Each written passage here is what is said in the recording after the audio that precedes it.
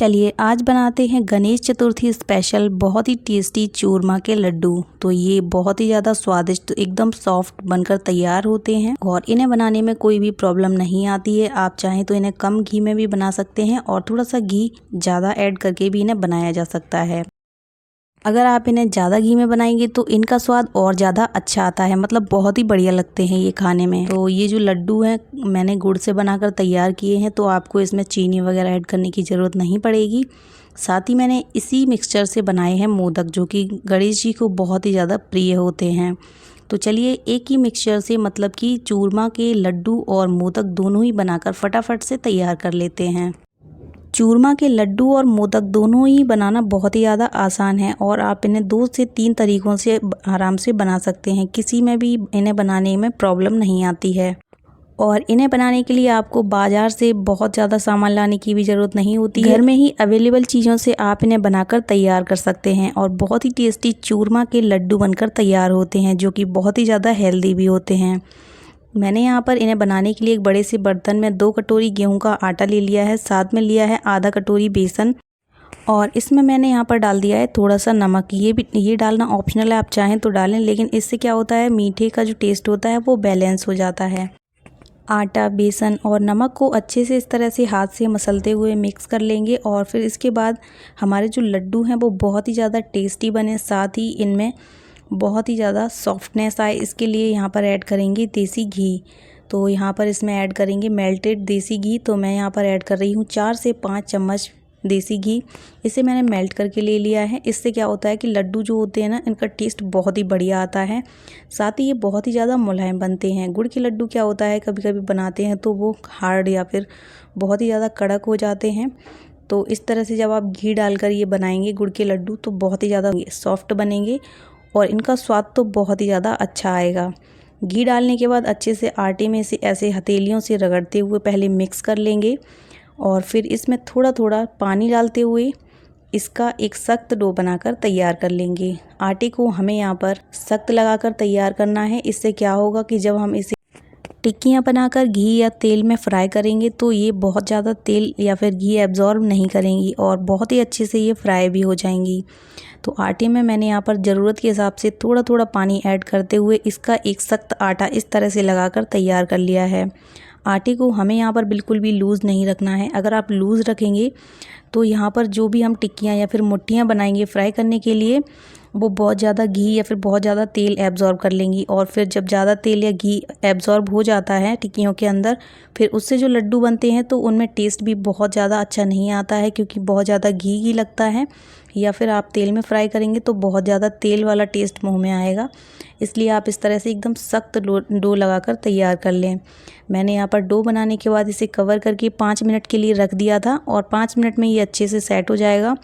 फिर हम इस तरह से इसमें से थोड़ा थोड़ा पोर्शन हाथों में लेते हुए, जैसे कि हम रोटियां वगैरह बनाते हैं ना उसकी लोई लेते हैं, उसी साइज़ की मैंने यहाँ पर लोई लेकर इसे थोड़ा सा फ्लैट कर दिया है। मतलब यहाँ पर इसे मैंने टिक्कियों के शेप में इस तरह से तैयार कर लिया है। अब एक एक टिक्की को इस तरह से घी में डाल देंगे और फिर इन्हें एक साइड से एकदम अच्छे से गोल्डन कलर आने तक ऐसे थोड़ा सा स्टर करते हुए फ्राई कर लेंगे। जैसे ही एक साइड से अच्छे से गोल्डन ब्राउन हो जाएंगी, फिर हम इन्हें पलटकर दूसरी साइड भी अच्छे से क्रिस्पी होने तक इन्हें इस तरह से फ्राई करेंगे। मैं यहाँ पर डो में से थोड़े थोड़े पोर्शन को तोड़कर इस तरह से टिक्कियाँ बनाकर इन्हें फ्राई कर रही हूँ। आप यहाँ पर टिक्कियों की जगह इनकी मुट्ठियाँ भी बनाकर इन्हें फ्राई कर सकते हैं। और अगर आपको कम घी में ये लड्डू बनाने हैं तो आप इस तरह से लोइयाँ बनाने के बाद इनके पराठे बना लें और थोड़ा थोड़ा घी लगाकर इन्हें अच्छे से क्रिस्पी होने तक सेक कर और फिर उनका चूरमा बना लें। मैं यहाँ पर इसे घी में ही बना रही हूँ, तो मैंने यहाँ पर इस तरह से इन्हें टिक्कियों में बनाकर फ्राई कर लिया है और ये देखिए दोनों ही साइड से एकदम अच्छे से गोल्डन हो गई हैं। तो अब हम इन्हें घी में से निकाल लेंगे। इस तरह से करछी को थोड़ा सा कढ़ाई के किनारों पर तिरछा करके रखेंगे तो जो एक्स्ट्रा घी है वो कढ़ाई में ही निकल जाएगा। मैंने यहाँ पर कढ़ाई में एक बैच में 5 से 6 टिक्कियों को डालकर एक बार में फ्राई किया है। आप चाहें तो इन्हें कम घी में एक एक करके भी फ्राई कर सकते हैं और अगर डो सख्त होगा तो ये ज़्यादा घी एब्जॉर्ब नहीं करेंगी और कम घी में ही इस तरह से आपका काम हो जाएगा। यहाँ पर बाकी की जो बची हुई टिक्कियाँ हैं उन्हें भी मैं दूसरे लॉट में इस तरह से फ्राई कर रही हूँ। दोनों ही साइड से एकदम अच्छे से गोल्डन होने तक इन्हें फ्राई करेंगे तो बहुत ही अच्छे से ये अंदर से पक जाएंगी। और गैस का फ्लेम लो टू मीडियम करते हुए हमें यहाँ पर इन्हें फ्राई करना है। इससे बिल्कुल भी कच्चापन नहीं रहता है इनमें ये और ये बहुत ही अच्छे से पक जाते हैं अंदर तक। यहाँ पर इन्हें फ्राई करने के बाद हमें यहाँ पर इन्हें ठंडा करना है। तो मैंने यहाँ पर इस तरह से एक थाली में इन्हें फैलाकर पंखे की हवा में रख दिया था 10 से 15 मिनट के लिए, और ये अच्छे से ठंडी हो गई हैं। तो अब मैं यहाँ पर इन्हें इस तरह से टुकड़ों में तोड़ रही हूँ, क्योंकि हमें यहाँ पर इनका चूरमा बनाना है। तो चूरमा बनाने के लिए आप किसी मिक्सर ग्राइंडर का इस्तेमाल करें, जिससे कि एकदम अच्छे से और जल्दी से चूरमा बनकर तैयार हो जाएगा। तो पहले यहाँ पर क्या करेंगे, इन्हें बड़े बड़े टुकड़ों में तोड़ लेंगे। इन सभी को एक मिक्सी के जार में ट्रांसफ़र करके ढक्कन बंद करके इस तरह से थोड़ा दरदरा पीस कर तैयार कर लेंगे, और इस तरह से हमारा चूरमा बनकर तैयार हो जाता है। ये देखिए इस तरह का टेक्सचर रखना है हमें यहाँ पर चूरमा का। बहुत ज़्यादा बड़े बड़े टुकड़े भी नहीं रखने हैं और बहुत ज़्यादा बारीक भी नहीं करना है। थोड़ा सा दरदराई पाउडर बनाकर तैयार करेंगे। तो यहाँ पर मैंने चूरमा बनाकर तैयार कर लिया है। अब इसे साइड में रख देंगे, और यहाँ पर ले रही हूँ मैं काजू और बादाम। यहाँ पर मैंने लगभग एक मुट्ठी काजू और 1 मुट्ठी बादाम लिए हैं। तो दोनों को हमें यहाँ पर इस तरह से थोड़े बड़े बड़े टुकड़ों में काट लेना है। वैसे तो आप बिना काजू बादाम या फिर बिना किसी ड्राई फ्रूट के भी इस तरह से चूरमा के लड्डू बना सकते हैं, लेकिन अगर आप इस तरह से काजू और बादाम या फिर अपनी पसंद के और भी ड्राई फ्रूट्स को कट करके लड्डू बनाएंगे तो बहुत ही ज़्यादा हेल्दी रहेंगे और बहुत ही ज़्यादा टेस्टी भी हो जाते हैं। तो मैंने यहाँ पर लिया है एक तड़का पैन। काजू और बादाम को टुकड़ों में काटने के बाद तड़का पैन में थोड़ा सा घी डालकर इस काजू और बादाम को डालकर हल्का सा गोल्डन कलर आने तक इन्हें फ्राई कर लिया है। इस तरह से इनमें बहुत ही बढ़िया क्रंच आता है लड्डुओं में जब हम इस तरह से ये काजू और बादाम फ्राई करके इसमें ऐड करते हैं।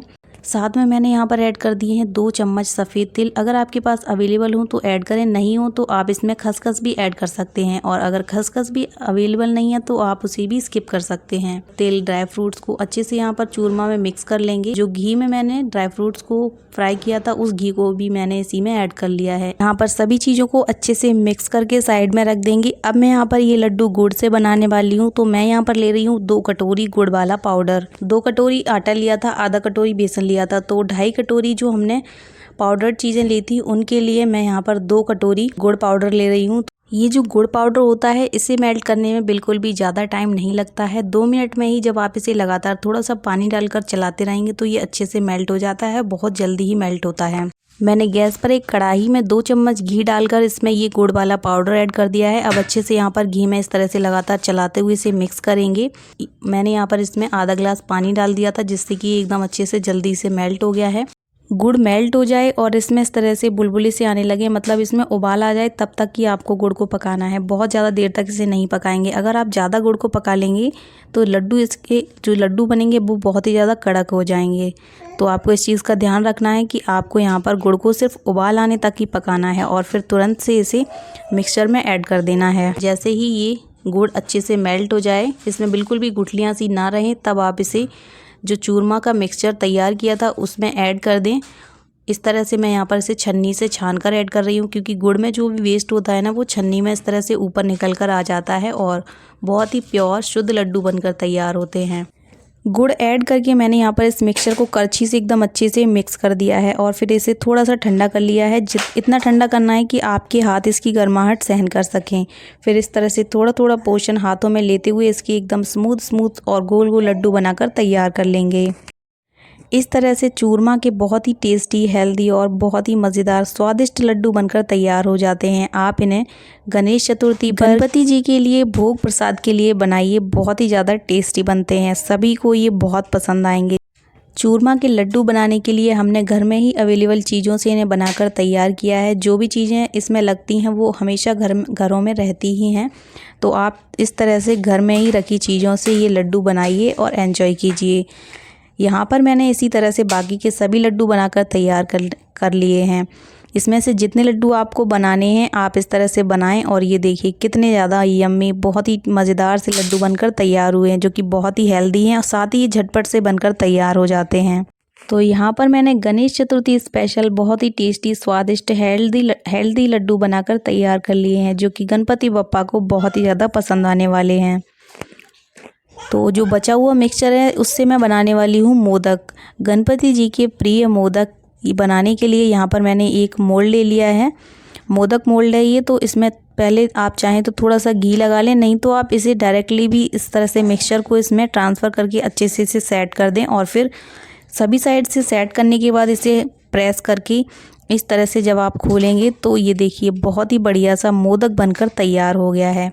इस तरह से आप एक मिक्सचर से 2 तरह की चीज़ें बना सकते हैं जो कि गणपति को बहुत ही ज़्यादा प्रिय हैं। तो आप इस तरह से चूरमा के मोदक, चूरमा के लड्डू बनाइए, सभी को खिलाइए, खाइए, गणपति को भोग लगाइए और एंजॉय कीजिए। अगर आप सिर्फ मोदक बनाना चाहते हैं चूरमा से तो आप लड्डू ना बना सभी मिक्सचर से इस तरह के मोदक तैयार कर सकते हैं। झटपट से बन जाते हैं मोदक और बहुत ही अच्छे बनते हैं। ये देखिए झटपट से आप इन्हें बनाकर तैयार कर सकते हैं। तो मोदक बनाने का ये सबसे आसान और अच्छा बेस्ट तरीका है। चूरमा के लड्डू और चूरमा के मोदक की ये रेसिपी आपको कैसी लगी प्लीज़ एक कमेंट करके बताइए। वीडियो को लाइक ज़रूर कीजिए, शेयर कीजिए और मेरे चैनल को सब्सक्राइब भी ज़रूर कीजिए। तो चलिए फ्रेंड्स, मिलते हैं एक और नई रेसिपी के साथ। तब तक